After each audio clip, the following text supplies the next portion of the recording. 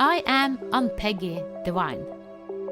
Welcome to the Divine Design, the podcast where we unfold heaven on earth and reframe spirituality and theology for a new cosmic era.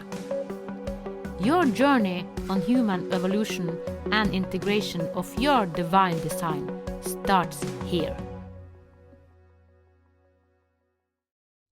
We all have a hero's journey, and I will share with you a snippet of mine. And before going into my hero's journey, I want to say that all humans are on a hero's journey. And we can say in a bigger picture that all our life is a hero's journey, but it is most often referred to the period where we go from the programmed mind to an awakened mind, where we live from our essence. But I will share my path.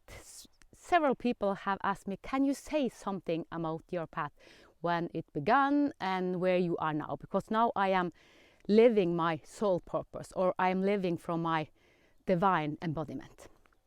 And I was born in 1973, and when I was born I had a heart defect. So it was a hole in my heart. And I was sick, I was blue on my lips, and my parents was of course afraid of me, because in 1973 the doctor hadn't come as far as they have today. So they didn't dare to operate me because it was so much risk involved. So I used a lot of medicine, and the medicine made me almost more sick, because I was like a skeleton, because I only had my skeleton left, because the medicine made me sick, vomiting of food. So it was the first 1.5 years of my life was in crisis, kind of survival. And another aspect, when I was born into poverty. And most people thinking about Norway, being born in Tromsø, Norway, it is, well, you are born in Norway, you are the richest country of all. Yes, we are a rich country, but the government is rich, not all people. So I was born into a poor family. They had little money, and when I talk about being poor, it is not only money. The real depth of poorness, it is that you feel ashamed, you have no self-worth. And my parents came from that paradigm. They had survived. And when I was born, they lived at one room. In one room, they had kitchen, living room, sleeping room. Everything was in one room. And we had a small dishwasher in the midst of the room. So I was born into poverty, what it was like in 1973 for most people in Norway. And then a nurse came visiting my family and said, please, can you find another home, because your daughter is so sick, you cannot have everything in a room. So they were kind of forced, because they said, this is not good. So they find a bigger apartment where it was 3 rooms, and that was luxurious. But the first 1.5 years, I struggled for my life. But then after 1.5 years, they saw that, okay, she will survive. And then the pattern of my mother and father really hit me, because we inherit the pattern that we are born into. And I will not go so deep into it, because I met a lot of rejection, a lot of fear, a lot of shame, poverty, as I talk about. And when I was 5 years, I had met so much poverty, so much shame, so much guilt, and all this poverty that we feel on the body. So it was so much, and it was so overwhelming. I was highly sensitive, that I shut down my heart. I closed it completely. And what happened when we close our heart? We go into the programmed mind. We live only from the scripted programming that our ancestors have lived with. So I did not have a connection with my source, the soul of me, kind of the life force. So to survive in my surroundings, I had to close my heart. And I remember the day very, very deep. I almost get emotional, because I feel sorry for that girl and all humans that have to close their heart because the surrounding cannot hold them. It was my mother said something to me, and she rejected me. Not in a cruel way, but that was the last that was the last drop in the ocean. It was kind of the last rejection from everything that I have met. And I went inside. I just wanted to cry, and I was told that we do not cry. So I was raised to be a masculine. So I was very masculine. So I just wanted to cry, and I went kind of inward. And I remember I went up the stairs to my room. I had a room, and I went under the blanket, and there I cried, and I cried, and I cried. It was like, I didn't think about don't want to live or suicide because I was 5 years, but I remember I lay in the bed, and it was like, this life is so cruel. It is so, yeah, I fell asleep in my sadness because this rejection was so deep. I felt it deep into my bone, into everything. I totally shut down. And what happened in my body after I was 5 years, I started to get ear infection, severe ear infection. I was to the doctors, and I had to have a lot of antibiotics. And if you go to because our body is talking to us all the time, life is talking to us, and most of all our body. And ear infection is a sign to ourselves that we do not listen to the true essence of us. I didn't know that as I was 5 years. I just had shut down. So, and I didn't listen to myself because I had to close down and live from the script. But I had ear infection, a lot of years. And then when I became a teenager, when I was 11, 12, then the pain came with a volcanic, it overmanned me. So I get my period, I got my menstruation, and that was so painful because that is a symbol of the feminine power. And I had erased my feminine power. I was just masculine. So my period was really hard, and it was because I had learned that the femininity of me, I had to erase it. I could not stand in my femininity. So I had so much pain in my periods. And also then my ancestor pattern really came with big force, and it was back pain. I had a disc prolapsing, like the disc was, my father, my grandfather, great-grandfather, and all the ancestral line had back pain. And it was the lower disc 1, 2, 3, L1, L2, L3, L4, and L5. All of them collapsed, and I was to the doctor, and yeah. But I didn't went to the doctor when I was a teenager. But my body and my back really started to hurt, and it was period that I just could lay down. And also I was in an accident, a ski accident. I was masculine. It was like a big jump, and the jump, I think it was 5-6 meters. It was very long. Woo! And I remember in this jump, I will die. It was more than 5-6. It was very long because I had so much speed, and there were nothing to stop it, and I hadn't learned how to stop the speed because I was on a big mountain with new skis. And I think I was 12, 30. I was in my teenager, and I went up. I tried to find something that will stop my speed, but I stopped it myself. So I went up a kind of a very small hill, and then and after that my back pain intensified even more. So I love dancing to music. That was kind of I felt at home, even though it was my surroundings said that, well, dancing isn't a good thing, but that was for me. But anyhow, I couldn't dance, even though I danced for myself, and I was a little bit I seek surroundings that approved dance. I had so much back pain, so even doing what I loved most, I couldn't because my back hurted so much. And I developed anorexia and bulimia when I was 12, because this is a control pattern. It is a kind of addiction, because your life is so chaotic, and you try to find tools, you try to find solution. And the solution I found was first anorexia. I had it for 2 years, and then when my body couldn't do it anymore, I advanced and I got bulimia, eating and throwing up. And just for some moments I went into that state instead of being in this chaotic life. And also this year's particularly for 2 years, I struggled deep with suicidal thoughts. I didn't want to live here, and I prepared to commit suicide, and I can still go into that state. I will not now. I know where I was supposed to drown myself. I had found the spot, and I wrote a goodbye letter to my parents several times. But I remember specifically one of the time when I wrote this letter to my parents. I went deep into it, and I felt how they would react.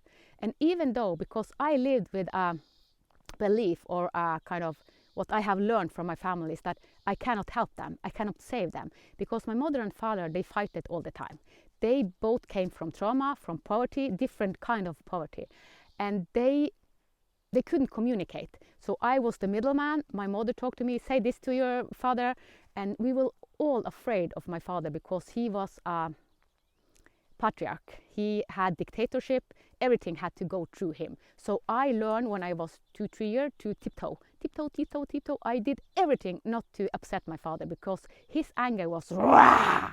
It was so wild, and I was so afraid of this anger. So I also made believe that I will never be angry because I was so afraid of this anger.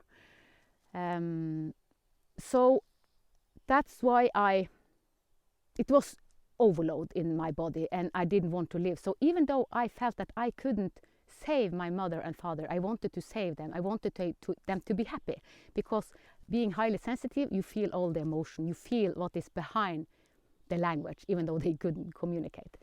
And when I wrote the letter, I saw that even though I couldn't save them, they didn't want me to die. And I didn't believe that they wanted to die, but I had so much pain that I didn't know how to find a solution. There were no one to talk to. I talked to no one. And even though I wasn't raised as a Christian, I did pray, but I didn't feel that there were anybody listening. So I was very lost. I was so totally lost. I was in the deepest poverty that can be, because I lived with extremely safe hatred. I hated myself extremely. So I hated myself so much that I wanted to commit suicide because I had no value. Everything that I was as a child, I was a healer. I had the script of a wounded healer, but I didn't know it then. And it was so painful, so I just wanted to leave this world. But something shifted when I was 16. And then I fell in love. I fell in love with a man who was 3 years older than me. And I attracted him, and he attracted me because we had the same pattern. Both of us was traumatized. I had my ancestor, he wanted to commit suicide, I wanted to commit suicide. So we had so much trauma, both of us. And we had a lot of drama in our life, of course, because when two people with pattern that is like that meet, of course, it will be drama. Before I met him, I said to myself, I will never have children. I could not understand people that got children in this awful, disgusting, terrible world. I thought it was hell. I felt that I was born into hell. So I decided when I was 14, why are people getting children into this cruel world? That was I didn't understand it. But then I got pregnant with my boyfriend. And then something shifted inside me. Suddenly I felt, it is something bigger than me. And that is a big key, because we need meaning. We need something bigger than ourselves. I had nothing that was bigger than me. And the baby inside me was bigger than me. And I went, wow, this child, I want to do everything for him. And so I went totally into that without working with my own programming. And what I didn't know then was that I subconsciously transfer all my programming and his father's programming to this child. And we could see it when he was born, 4th of July, 1993. He was born with extreme colic. He cried, every child cry, most child cry when they are born, kind of to start breathing and start living. But he cried extremely from first second, and he never stopped. He cried until he was exhausted, and then he slept, but he slept only at when I breastfeed him. That was his relax. So it was really hard. I didn't sleep for days. Actually, I didn't sleep for months. It was kind of small moments that I just can relax. And I will say one of the peak when I, after 5 months, not sleeping for 5 months, I don't want to go emotional. We argue a lot.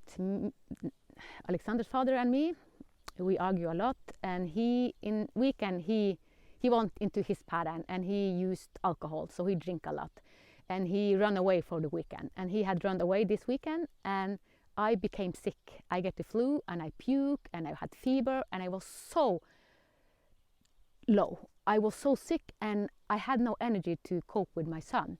And I remember when I puked and he was crying, and I tried to do the best I could as a mother, and after 5 years not sleeping and then becoming sick, one thought came into my mind. I just have to throw this baby out of the window.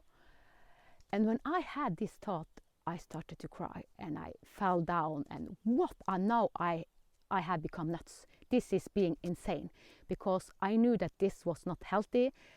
When the thoughts of just throwing, I loved him above everything, but I was so sick. Everything was collapsing, and yeah, I was really low, really low. The lowest. I have been at my lowest several times. And we moved from his father when he was 7 months. Then I said, I don't get any help anyhow, so I moved from him. And then I lived with my son for a year without him. And he tried to repair it. He promised everything will be okay, promised everything. And then we met once, and I got pregnant again. It was kind of, okay, then we just have to move. We have to give it a second try, because now it is 2 babies. And also my thought was, I remember, because I don't want my older son to be just a lonely child. I felt myself alone. I have one brother, but it is 9 years between us. So I didn't want him to feel as alone as I.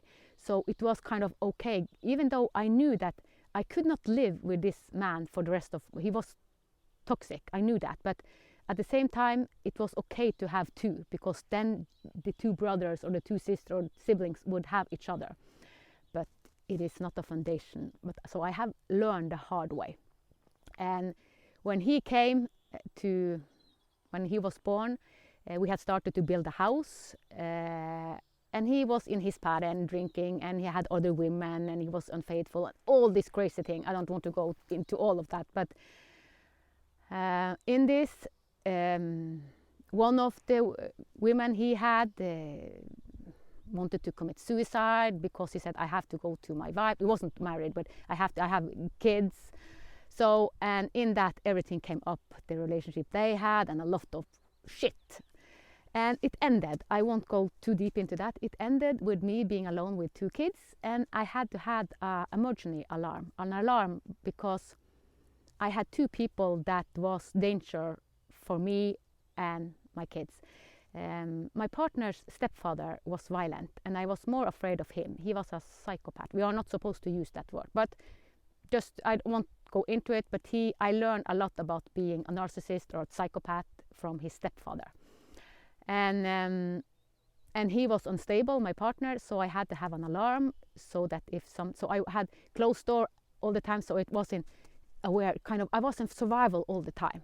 And one time his stepfather came, and that was so ugly. It was ugly. I don't want to go into that, but it was, I have lived with a lot of fear and a lot of ugly poverty. That's poverty. But I'm glad today. And the mother of the 2 oldest children, she was the nicest woman. She was so nice. She was from Greenland, and she was abused all her life. She didn't want to tell anyone, because she was born in Greenland, and her father abused her. he abused her all her life. So she flew to Norway. She wanted to run from Greenland. And what did she do? Yes, she attracted a man that did the same to her as her father. So she attracted a man with the same pattern, and she was determined not to give the pattern of abuse to her son. But subconsciously, because she never worked with it, her pattern, she attracted the same in the stepfather of the man that was father to my first children. So he saw his own mother being beaten to blood and being violated. So yeah, I was in this family for 5 years, from I was 16 to I was 21. So I learned a lot, and it was so much in that family, and it was a lot of people. I saved one man actually from that, because he beated his cousin, and he had an accident, and he got a lot of anger out of him, and I saved him actually from that. But I won't go into that story. But it was so much. It was so much. So my life was chaotic, poor, and crisis and crisis and crisis. And my husband, the man I'm married today, I met him in the same period when I started a relationship with my boyfriend. But he was so perfect. He was so calm. He was the opposite of my partner, and it was like, I can never be that perfect. So he was kind of, how can anyone be that perfect? So we didn't match in frequency, because I had never, the only person I knew that held the same as him was my grandmother. She was my God. I loved her beyond everything. So, but he was there. We had conversation, and I loved being in his presence. And after the 5 years with my partner, and we walking, I lived with 2 children. I met him again, because I didn't have so much contact. And he said, how are you doing? And I said, well, I'm a single mother, no. And he started to visit me. And then Alexander got cancer, liver cancer. So I have just started a new chapter by myself in a new house, big house, 3 stages. I have built it myself, me and my father. My father helped me because this, and he also, my partner helped me in the beginning, but he drank so much, so it was kind of, but he did the best he could. But anyhow, and then when I was finishing this house, I wanted to sell it, because I saw that I had too little time with my kids. I was planning to sell it, but then my husband started to help me, and then we found out, okay, we can live here, and he started to help me, and we became a couple, and we got 3 children. First 2, and then 6 years after that, the last one. And he brought in stability to my life. He was, and it was like, you are so, how can you be so calm? So my nervous system, for the first time, being close to him, holded a safe space. And it was not familiar for me. It was kind of, I saw that he holded something, but I couldn't embody it myself. And since the 2 oldest was so much sick, it was in and out in hospital, they have diagnosis and a lot. I will not go into all the sickness with my children, because then I will stand here for 5 hours.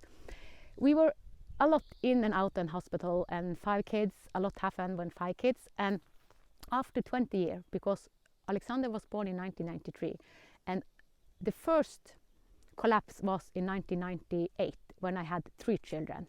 Benjamin, the third, was born in 1997, and then 3-4 months after, I collapsed, and I thought again, now I have become insane, or I was just, this is mental retarded, mental sickness, because I thought that this must be what it is when you take someone to the psychiatry or to the mental sickness house. So I thought it was because everything was dizzy. I couldn't stand, I puked, and everything went around and around and around. I had no contact with my body.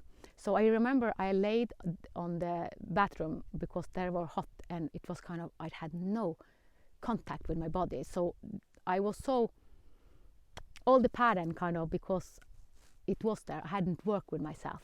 So that was the first kind of something need to be changed. But I had to hold myself back, because it was survival for my kids, cancer diagnosis. So I survived, holding. And I really broke down after several enough points in 2013. And I have talked a lot about 2013 because that's when my hero's journey started for real. I started actually when I was born because I attracted a lot of illness, ME, fatigue. I had so much symptom. I was a wreck. It was, I didn't want to live. I asked, please don't let me, it was much. It was much. Just telling about it, it's like I feel it in my stomach, being highly sensitive. But in 2013, the doctor said to me, you will die. Your body cannot take it anymore. You have been in such a stress, so now we need to restart your heart, because my heart was drrrr. We call it it is a heart just standing there having 200, 300 all the time. It never relaxed. And I was in this for 2 months. And he said, even though we restart your heart, it will come back because you need to change. You cannot live this hectic life. You cannot be in this anymore. And I prepared to die. So what I did, I went to the Child Protective Service and said I need help because our kids will only have a single father. So I wanted to help him because I prepared to die. And I cried, and it was kind of okay dying because I had done everything I could, and that wasn't enough. So even though I did all that I thought was available, it wasn't good enough. And I really live with the law of Jante. I'm not enough and all this. I go deep into it in the book of Wealth Smarts. What I am describing now, it is Wealth Smarts. We feel our surroundings, we feel our generation, we feel the pain of the world. So the pain of the world almost killed me several times. One from my ego don't wanted to be here, and also feeling all the pain. And then after several months preparing to die, it was like, okay, I'm still here. And then a quiet voice came, and I started to, I was a social worker and a gestalt therapist, and even though doing a great work, I had pattern in myself that wanted to be seen. So I continued to study, and I started to be a regression therapist and an EFT therapist. And the first year I had 30 hours of EFT on my own. And that was the radical shift, because then all pattern, and I fainted, I lost my sight for 3 days, I was blinded. And I fainted and I bleeded from my nose, and I puked, and I had so much pain. I remember we met 10 times because I had to use plane to come to this place. 3 times I was so in my pain that I called the teacher and said, well, now it is so much pain, it cannot be done, I cannot come, I cannot take plane. Well, we will heal you, we will help you. And she pushed me. So I'm very glad that she pushed me. And because my body had so much resistance doing all this deep shit, all the programming from my ancestor, from my own life, from all life. So after the first year, I thought that, okay, I need a break. And I was preparing to have a break because it started in 2014, in 2015. I was supposed to just relax a little bit because it has been so deep and so painful going through it all. But that was when our oldest, Alexander, committed suicide.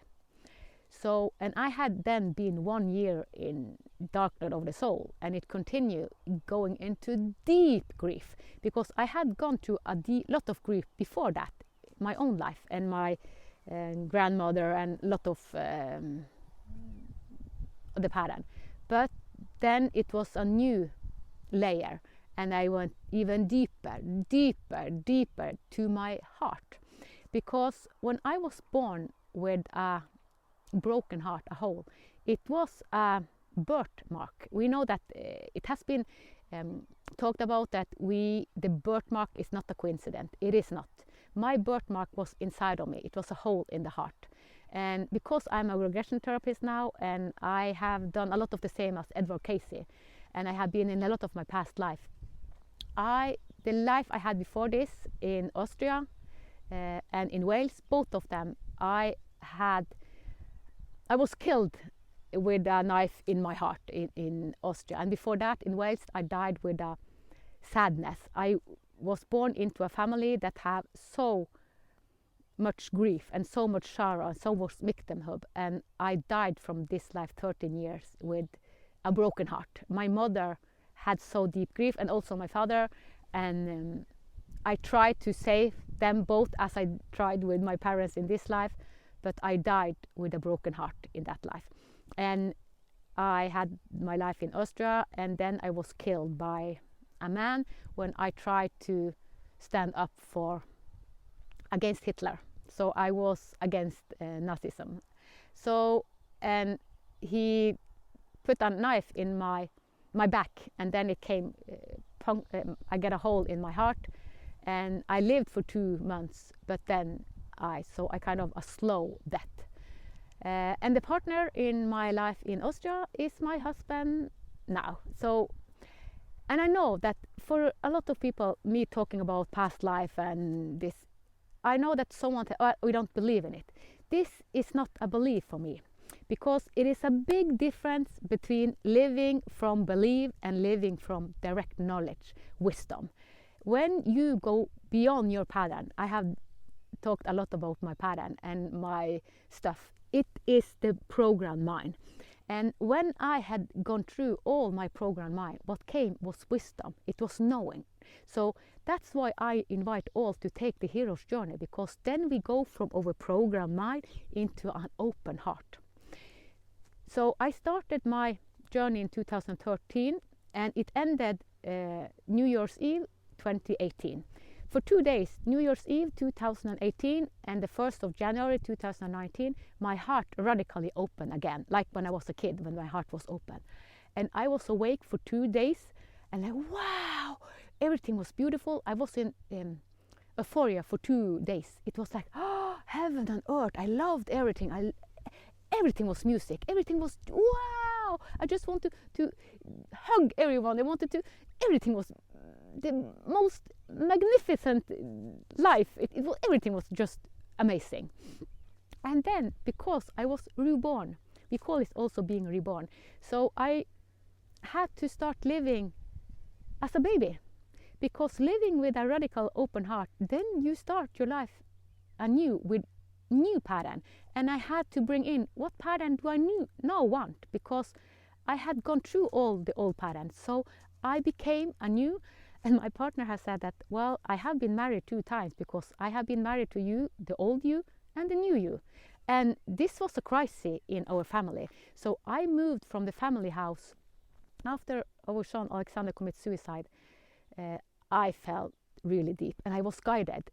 I was guided to move out of the house, because I couldn't take my own pattern being in the family, because I was a pleaser. I pleased my children, I pleased my partner, I pleased my family, I pleased everyone. And when you go into your own pattern, being a pleaser, it can be really hard. So you need to go out of your pleaser pattern. So I was guided several years out of family, and I didn't understand it, because I loved my husband beyond everything. And then I was guided out of the family home. It was no, why is this happening? But eventually, because all my life collapsed, I rented an apartment, and there I collapsed completely. And from January 2016 to July 2016, for a half year, I went deep into all the most painful. And I remember saying, God, please let me die. Please let me die. I cannot live anymore. Yeah, so many days I said, I don't understand anything. Why is this happening to me? And I felt like a victim, and I had lived with such a pain body. And it was kind of, because then I had been for almost 3 years, I was in the hero's journey, and I didn't understand. I had lost my partner, I had lost all my children, I have lost my house, my family. My mother said, I won't talk to you anymore. I lost everyone. except one, because I had one that stood beside me, and it was my cousin, my sister. I call it my sister, and that meant everything. And even though my partner did support me, but he was angry with me because I moved away from him. He felt that I ruined his life, and you can understand why. Because I said, I don't understand anything. And he asked for answer, and I say, I have no answer. Everything is just, I don't understand anything, because I was in the unknown. So the most hard phase in the hero's journey is being in the unknown. And I had no guide that said, you are in the hero's journey. There was no one telling me that I was in the hero's journey. Even though as a Gestalt therapist, we had worked after this principle, but being in it, I was so deep that I couldn't resonate. I was just in all my pattern. So I was in my pattern, I couldn't come out of the pattern. So all life was reflecting deep shit. And from 2013 to 2016, mafia were following us, and they were blackmailing us, and they followed me everywhere I went. They went into my computer, and because I worked in the Child Protective Service, and one of the man in this system, he used drug, and he saw that through me we had past life, but he felt a recognizing in me. And then he saw, oh, I can live another way. And then the mafia saw that, oh, we are losing control over this. And then they started to threaten us, because he saw that I really want to live without addiction or without narcotics and this criminal. I want to do it another way. So, and since the mafia, because he was a part of the mafia, and then they said, if your wife, they said to my partner, if your wife stop him, we will make a rumor, we will say in the newspaper, we can do whatever we want, that she is a pedophile, that she has been, no.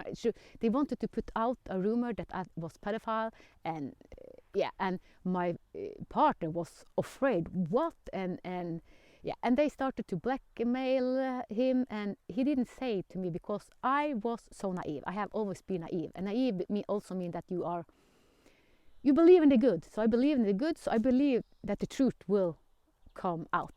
So I thought that they can just blackmail me because the truth will come out. So, but my husband knew that the truth will not always survive. So he was afraid that this rumor would destroy me, but because I know that I wasn't a pedophile and I hadn't done any of this. So I thought that, well, they can just say it. I will do it. No one can force me to not do that. So it was a warrior in me that said, no, never do that. But my partner went into, if this became something in the newspaper, he knew how it will affect our children. And that was a very good thought. So he did the best. So we was forced for these 3 years, 2013 to 2016, it was hell. I hated the mafia, and they brought from the worst in me. They ruined my life, they ruined my family's life, they ruined everything. And also, I didn't believe that mafia could be Norway. We live in Norway, the best country of, and it was mafia. And I met them eye to eye several times also in the park and in a party. But it stopped because the only thing I learned from this period was trusting my guidance, my higher self, my God voice. Because I asked several times, and all the time I asked in the conversation, because I developed the telepathic conversation during these 3 years. And I remember January 2015, after 1.5 years, the mafia threatening us, I asked, when will it end? It feels exhausting. I cannot have this mafia. I was kind of, and then it will last 1.5 years more until summer 2016. And no, please, I cannot cope 1.5 years more. So it felt overwhelming. And it was in the summer of 2016. And it was after 3 days I dared to meet my anger. So the mafia actually pushed me to the densest. So they actually helped me, but I couldn't see that then. So they were a gift. Having the mafia over us was a gift for me and my husband, even though we did not feel it, because it feels like they ruined everything we knew, and they did. And 3 days I was so angry, and I shout, I was on my knee and everything. I cried and I was so furious, but I was alone for 3 days and I got all this anger out. And after using 3 days, I was exhausted being in the anger because I was so afraid of the anger, because I had promised myself as a teenager not to be as angry as my father, but I had to face that anger. So the mafia pushed me into all that anger. And after the 3 days, something started to open in me. My heart open, even though it wasn't radically open. It was like, wow, and a big love embraced me. And then I had the insight, you will meet the mafia with love, with kindness. And it's like, what? I will meet them with kindness. And I started to meet them with kindness. And because I communicated to writing email to others, so I know all the emails I did, all the conversation, they listened to everything I did. So I said, well, I know you're listening, so I spoke to them, I wrote to them and everything. And in the beginning I say, I hate you and I will take you. And my husband said, do you think you can take mafia? It is ironic now, but yeah. And from summer 2016, it was a shift in me. Then I went into my past life and what I had taken with me into this life. The deep sorrow from, something in my eye, a flew, from my past life in Wales, in Austria and other lives. I will not go into all that lives. And also from Guatemala. Guatemala has actually been the life, in the beginning of 1600, I lived in Guatemala as a shaman, a priest, as a tribe holder. And that was actually the strength, all the gifts. I had so many gifts that I have embodied now. I was a man and my wife is my oldest daughter this life. So we choose each other. We are soul group. And me, my oldest son and my oldest daughter, we have followed each other for a lot of years. And the youngest son and the youngest daughter have followed my partner for many years. So it is kind of, yeah. And the second child that I had with my other partner, he has his first life on earth. So I have learned a lot from him, and he was put into so much diagnosis because we didn't understand him. And he thinks that this pattern on earth is crazy. It is. So yeah, and we also learn a lot because 4 of the kids have a lot of life on earth. I have, and my partner have a lot of life. And then one of the child was new, kind of, someone call it, we have a lot of name on it, but he was a new spirit on earth, and he is the kindest, sweetest of all, but he thinks the thing we do it is crazy, as it is. But yeah, I was in 2016, and then a lot of past life, my strength and my karma and my wounding from my heart. And in 2018, it was kind of the last deep, very deep surrendering to my new life. I was in Peru for a month. And that was really surrendering because I couldn't breathe 500 meters above.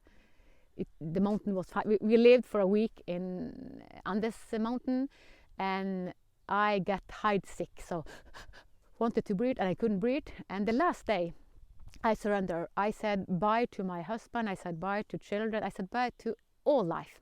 And I have done this several times, but that was the deepest kind of. So I have had this surrendering of the old pattern several times. So when we go to the hero's journey, it is layer and layer and layer and layer and layer and layer. And I also need to say another thing in 2017, because this is really the shift that is most significant in my life. This is what I have said yes to live the rest of my life. I woke up 2nd of April 2017, and then I had direct knowledge. It was said to me, you need to have a ceremony, a collective ceremony, inviting people, big ceremony, where you have kind of a marriage. You marry yourself, your soul self, your higher self, your God self. And I thought this, I had never heard about it. No one, so it was like, how? But I called my cousin, I said, well, I will have a ceremony. What? And yeah.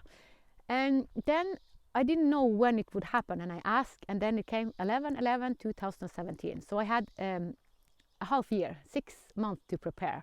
and I tried to Google. I didn't find so much, so it was finding my own path. And I met two shamans. I had already started the shamanic journey because I have gone to shamanic education, both of them 2 years, so 4 years in total. But those two shamans was not in the education system. So Kyrre and Gunevi, they were the ceremony leaders when I had the initiation and the ceremony, and saying yes to live out divinity. I had 7 vows, 7 virtues that I wanted to live through, but they just expand because I hadn't taken the name that, because today my name is Ann-Peggy Divine. And even though the first name that was given to me in 2015 was Grace, follow Grace.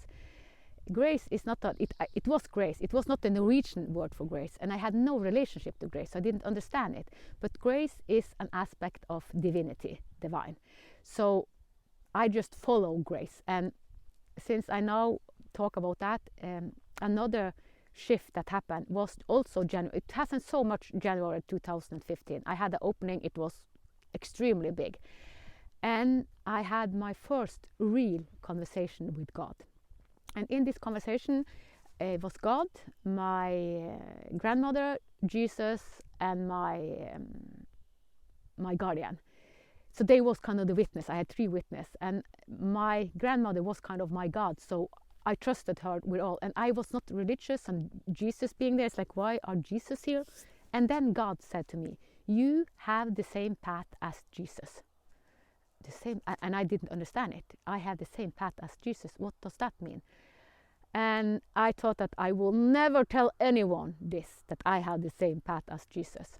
And I was in my education system, and we were 24 students. And in the evening, the voice came back, and it said, you have to share to the whole class the experience you had when God spoke to you and what God said. And then I started to shiver. Oh, I cannot say it. I was so afraid because it activated all the shame pattern. I had so much shame because I was wrong. Everything that I felt was deep in was the wrongness of me. And I became sick, and I needed to take a taxi to come to the school because I was so afraid and everything. And I said to the teacher, I want to say something, but I'm so afraid. Can you say, Ann-Peggy, you wanted to say something, because I knew that I will stop myself. And I sat there for 2 hours, was so afraid. And then the teacher said, well, Ann-Peggy, and then I said, well, I explained to the class that I met God, and God said that I had the same path as Jesus. And I expected that they would laugh, because being in Norway and all this, it was kind of, yeah, that's what I expected, because that was in my bone structure. And all of them said, well, you will make it, you will do it. And it comes so much positive feedback, and it's like, it was so emotionally strong, because they believe in me. And I told the deepest shame, even though now I'm saying it kind of, you are ashamed because God have spoken to you. Yeah, because I felt the shame pattern in my society, the wealth smarts. So yeah, but that was a shift in me. And I understood it after going through the dark night of the soul, what it meant, because Jesus, I have done the same as Jesus. I'm walking the same path as Jesus. And the latest book I have written, and the one guiding me, is Jesus. And he said that the title have to be The Many Faces of Christ Consciousness, and the architecture of divine embodiment. So the many faces of Christ consciousness is that all of us are invited into Christ consciousness. Christ consciousness is not a religion. Remember that. It is not a religion. So when I talk about divinity, it has nothing with religion to do. We will move away from all the religious programming, because they have held us down.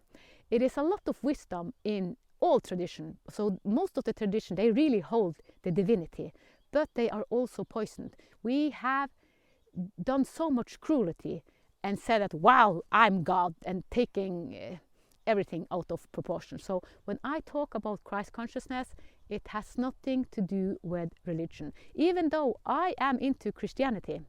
But I just spoke with a bishop for a couple of hours, and I said where I come from, and he said, well, you are not a typical Christian. I say, I know, but who is your boss? I asked the bishop. Well, God. Said, yeah, he's my boss too, or the bigger source is my. So what I have said yes to is to bring divinity into life, help people that wants to go the hero's journey. And I know that a lot of people don't like the religious term, so that's why I talk about the hero's journey, because it started with my hero's journey.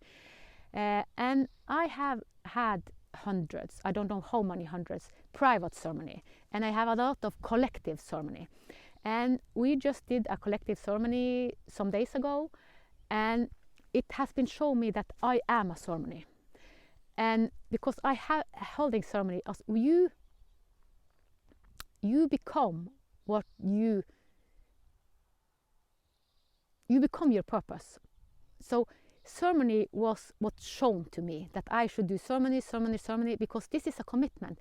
So when you live as Homo sapien and want to live as Homo luminous, or you can also say you live as animal, because Homo sapiens has been living as animals, and you say yes to live as a light being, as an awakened being, then we live as Homo luminous. And Homo luminous, they know that they are divine. So, and that led me also to 2023, because in 2023 I had 3 initiation, and I didn't plan it. It was kind of given to me. And the first ceremony started at the grave with my son, Alexander, and then the feminine divine took over, and I said, what is happening? And for over an hour it was like, and then I saw Maria Magdalena and Mother Teresa consciousness. So it was the feminine embracing. It's like, just surrender. This is what you have said yes to. You need to integrate the feminine even deeper. And I was in this for a long time, and then 1.5 or 2 weeks later I was in Gotland, and then I was in the church in Visby. It was so amazing. And then I had the same experience, and this time they put a crown on my head. It was like a feminine crown. Now you embody the divinity. That was the second. And the third was a month or 1.5 months after that. Then I traveled to Glastonbury, England, and Santari, a friend of me, we were 5 people, but Santari has a unique gift. His voice initiates people, and he started to sing, and in this I went into a trance, and in this trance I was laid down in a sarcophagus, and in this sarcophagus I was eternal. I was God. I saw all the glory, all the light, all the divinity of us. And in this divinity, I was asked to take the name divine. And it was like, and when I was in it, it was kind of, okay, of course I will take the name divine, because I was out of my program mind. So it's like, yes, of course, all of us are divine. All of us are God within. This is God within. So I said yes, but when I came out of this initiation in this sarcophagus and all this, then my mind started, I cannot take the name divine. What do I think I am? So the Jantelov, even in 2023, it was kind of, and then Santar said, why, of course you can take the name divine. I said, yes, I know, but I said, I don't think it will go through in the Norwegian system, because they have been kind of rigid about changing now. Well, take it anyway. If you don't, if they say no, take it anyway. And I said, well, I was given this. They gave me the name divine. And I said, if it is for real, they had to help me. If I don't get it for legal, I won't take it. So now I need help. So I said, I take it, but then I must have help. So I applied for Ann-Peggy Divine, and then I got an answer, I think it was a month afterwards, and they said, no, this is not a name. And then my guide said, just do this, and send it in. And I did what my guide said about the name, and then the day after, your name is Ann-Peggy Hjerte Divine. So since 2023, my name has been Ann-Peggy Hjerte Divine. And divine, I had no, and then I started Divine Design podcast and Divine Union and Divine Friends. And it's like, even though I didn't know it in the depth of me, that divinity is the aspect of grace and that this has to do with ceremony, it kind of revealed itself. So what I will start doing in a bigger scale from this autumn, because I have had a lot of ceremony here in Lingen, and I have done a lot of ceremony here in Lingen. I'm now invited to do ceremony online, because this is needed. Because when we stand up, really want to go to the hero's journey, the last we do or it is a ceremony, because then we commit. We need to commit. If I hadn't commit 11/11/2017, it would have been harder, because it is a direct commitment to your soul, to your God source. You say yes to do your soul. I live Mat, the Egyptian label Mat. Mat is divine order, divine flow. So when I have regression therapy, where I have mentoring, I am in my divine flow. And when I have my divine flow, then all people around me come in their divine flow, because people say to me, I just find solution when I'm with you. I just heal around you. Yes, because I live from this place. So I don't need to do anymore. I am a ceremony. So I don't hold ceremony anymore. I have become a ceremony. So being a ceremony means that you are aligned with your higher purpose. You are aligned with your divine self, God within. And this is where we are going into. So I know that a lot of people are doing it in their way, but it is about embodiment, because the masculine divinity is very mental, but the feminine way is embodied. That's why I was initiated in 2023 to really embody it, because the feminine is not about gender. It is about receiving. So I receive, I hold the field. I am an open field, holding the divinity can come true. So I can take an example. When I met the bishop, a lot of people said, hey, what would you say to the bishop? Because he's up there. He is a man we need to respect and we have to obey. And I said, well, I will empty myself. Someone called this kenosis. So I said, I will not prepare anything. I will just be empty so that the divine can come through me. So I spoke with him for 2 hours, not preparing anything, and he asked me questions and everything came through me. So this is what I do when I guide people also. I never plan, because even though I'm a very good therapist, I had so many tools. I just tune to others' frequency and I know what to say, because we are naked. We are naked. Energy cannot lie. So we are going through homo luminous, and homo luminous do not lie, because we know that everything cannot. So all the facade, all the mask, all that we have put on, it is yeah, it is rubbish. So we are going from that. We will live out truth. So we are going against this, and we have never as a collective species lived this on earth. So this is the first time, and we are heading there. So it is just we can do it fast way or the short way, but we will. So that's why we see a lot of this pattern coming up. We need to have all this cruelty coming up so that all of us can live in a total radical new way.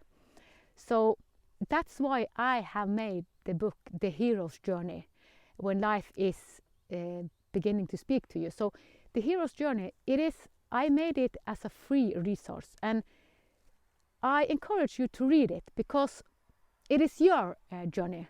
When we hear other people's journey, my hero's journey have been kind of extreme, so it doesn't need to be that extreme. I have guided a lot of people. Yesterday I had 2 that I guided together. They are both in their hero's journey, and they are much softer. So most people I meet have a softer hero's journey, but we are all in it, and it is a life before and after. I live the most amazing life that is. And remember, I come from poverty. I come from wanting to commit suicide. I came from so much pain in my body. I lived with my pain body for more than 40 years. So I know what I'm talking about. And when I can do it, you can do it. And also what is the case now is that we are much more supported. It was harder to do this 10 or 20 years ago, but it's so much easier, because the consciousness and the field around us, we have a field around us, it is supporting us. So the more we open up for the feminine side, not the female side, the feminine, to receive divinity and embody it. Yeah, so it is, I wanted to tell my hero's journey, and it has been a struggle. So what I have become the guide and the initiator that I longed for. And since this is needed, this will be a role in as Homo Luminous. And there are several also that are ceremony holders and field holders, whatever name we use on it. And more people are coming. And when we need to live with radically open heart. So the journey is from the programmed mind into living with an open heart. And several people, but you have lived your open heart all your life. I haven't. And I had to close my heart because I couldn't experience all this hardship with an open heart. I need to close my heart to see that, oh, that's the journey, that's the collective journey all of us are. So I chose this. Before I incarnated, I chose to go the wounded healer. I had set up a lot of circumstances, so this was planned to happen. So we actually put up our life before we incarnate. And now I will not go deep. And my son Alexander that commit suicide, he is reborn, and I've spoken to his new biological mother, and I will meet him in the future. And when my grandmother passed in 1999, that was such a big, deep sorrow, also grief for me. But she is also reborn, and I have met her. So remember, maybe your grandchildren and maybe someone else is someone you have known. So to judge, I don't encourage you to judge, because what you judge will meet you. Some of the hardest lessons, the one I hated, will incarnate as my grandchild. So yeah, so life is much bigger than we think, but I wish for everyone to live from the state I'm in. I live with Christ consciousness. So I live from Christ consciousness, that is the divine embodiment. And we are moving there both consciously and unconsciously. So it is up to us, do we want to do it the hard way or the soft way? And I can guide you the soft way. And I will end this by saying that I have said yes to do short videos for a year every day. This was shown in a ceremony. I do a lot of ceremony, private ceremony, and I have said yes to help humanity, and that's why I will bring a lot of short videos out from July 2026 to July 2027. So you will see me in Instagram and TikTok and YouTube short. So I have said yes. So commitment, it is all the time my relationship to my higher self, because I live with divinity. So it's kind of, what do I say yes to? And what we are most angry about, it is because we don't listen to our higher self. We think that it is, we point finger at it's your fault, but it is actually us not standing up for what we know is right. So since I did it the old way and did all what I thought was right, but I hadn't bring in my divinity, I didn't bring in my higher self, my God within. So this is our future, and we have such a bright future ahead. And I can promise you that. I travel in time, but you only can be in the here and now, but we are going against it. So I encourage you. I have now, for 6 months, I have written 9 books. And this is deep information. And the free book, The Hero's Journey, it is a short book. So you do it in 1 hour, maybe 1.5. The other books is very deep. So people reading them say it takes days because it is an activation. All the books without the Hero's Journey book that is for free is activation. So people they activate their medicine. So the more we kind of expand, the more we become our own medicine. I have become my own medicine, and I hold the medicine that all is seeking. So just me being a field holder is activating your medicine. So what we are seeking is inside. That's the biggest divinity that is. So we live from within, and then all life is a projection. So since I live from within, I project divinity. But also, as we saw Christ did, or not Christ, I mean Jesus, because it is a difference between Christ and Jesus. Christ is the universal. Christ is kind of the soul that have many life, but Jesus was one incarnation. So when we talk about Christ consciousness, it is the universal, it is kind of all our lives. But Jesus was one of thousands of life. So it is a different, but all of us have Christ consciousness because it is all our life. And some of us remember past and future. And it will be wise to listen to the people that actually are connected to their higher self there are born so much babies and future human now that live from a radically new way. So what we really need to do these days is listening to the new kids. They are born into Christ consciousness. More and more are born into Christ consciousness, and they hold the new system. And they will be rebels, but it is because they cannot hold back. What I have shown my hero's journey, I hold back. If they hold back, they will die. So we really need to listen to the young babies that come now. They are a signal to us. They hold a piece of the new puzzle. Yes, I wish you the best. You will find me on divinedesign.it or Ann-Peggy.divine.com. Namaste, from my soul to your, with an open heart.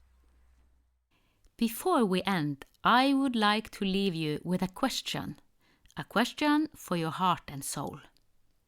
If everything you have heard in this conversation is true, if our struggles, our losses, our challenges, and even our deepest wounds can become part of something larger, then what might life be trying to show you right now?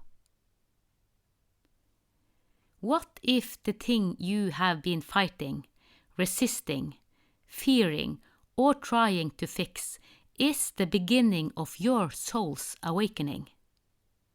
My own journey has taught me that life is always speaking to us.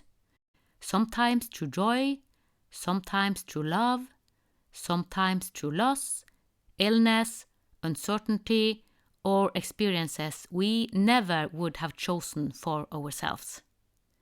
The question is not whether life is speaking. The question is whether we are willing to listen. If something in this video resonates with you, I would like to invite you to continue the journey. I regularly share my field readings where I explore the deeper patterns, shift and movements I see unfolding both within ourselves and in the collective field. These reflections are completely free and are often the first place where I share new insights, teaching, and observations. You can also join my free webinar, When Life Begins to Speak to You. In this webinar, I go much deeper into the hero's journey, the hidden intelligence behind life's challenges, and how you can begin to recognize what life is showing you through the experiences you are living right now. My intention has always been simple: to share what I have learned, to give away as much value as possible, and to support people who feel that something in their life is awakening. If this speaks to you, I would love to continue walking alongside you. The links are below. And whether you are on your hero's journey right now, remember this: you don't need to have the whole path figured out. You only need the courage to take the next step when it appears. Thank you for listening to the Divine Design podcast with Ann-Peggy Divine. Join us next Sunday for another heaven on earth unfolding conversation. With grace, reverence, and unity, may the path of your divine design light the way. From the divine in us to the divine in you.